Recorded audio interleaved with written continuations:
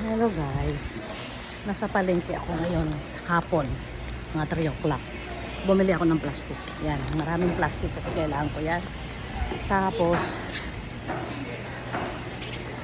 tumawag ang anak ko, nagpapabili ng lettuce.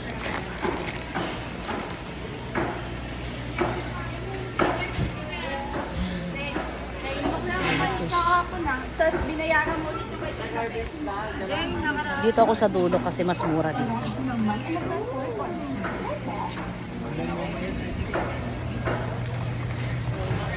Ayan, pero dito ako sa suki ko.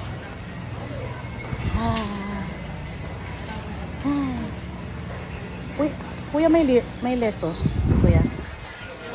Ha? Che, may lettuce ka? Ha? Ay, tulog pala. Kala ko kausap ko si Monsi.